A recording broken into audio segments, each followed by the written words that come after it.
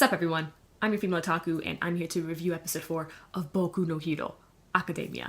And another really great episode, always inspirational week after week. Now sure, this episode was extremely predictable, but I still enjoyed it anyway. Oh yeah, also, one punch! I had to. I even tweeted this episode of Boku no Hero Academia. One punch! And then someone replied saying, well, it took one punch for Izuku to destroy himself. And I'm like, okay, true.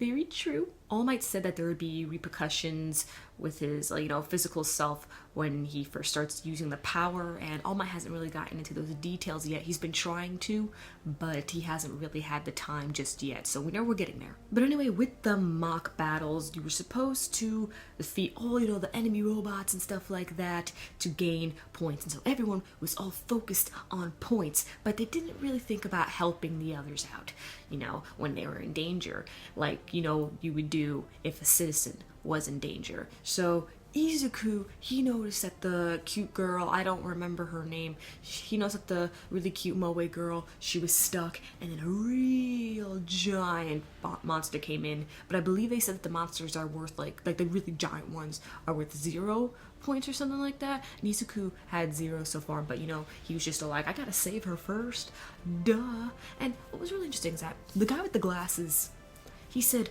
well, if it wasn't an exam, then of course I would go in and save the citizen. And then he thought to himself, he's all like, wait, exam? Of course. Like, it doesn't sound right. And I was like, yeah, it doesn't sound right to me. That there has to be a difference between the real world, when you're out, really helping people when it comes to, actual villains and stuff, like a real life scenario, versus an exam. Is there really a difference?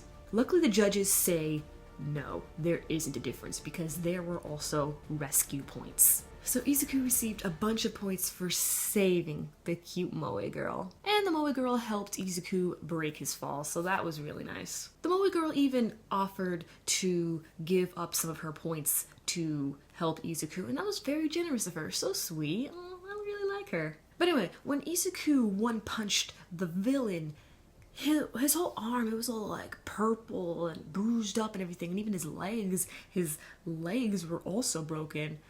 So wow, this is really taking a toll on his body, but it makes sense. Even Izuku says that it makes sense since, he did this 10-month training and it was rushed, so of course he still has a long way to go. But luckily the school nurse came in, recovery girl, and wow, she has some amazing healing powers. Just one kiss and you're instantly healed so fast. But anyway, it was very nice to see Izuku pass the mock battles, and I think there's another part to the exam next. I don't think exams are over just yet. And one thing before I end this, now I understand why Izuku cries a lot, and I was feeling it for a while.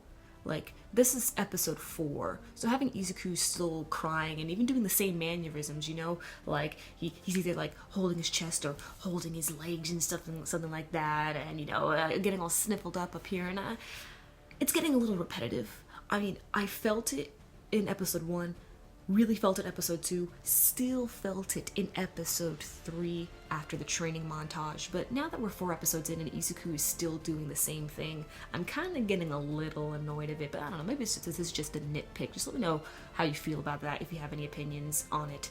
And yeah, catch you later as I review Re:Zero, but right after I make my vlog for Castle Point Anime Convention, which I'm going to right now. Hope to see you there. I'm your female otaku, sayonara.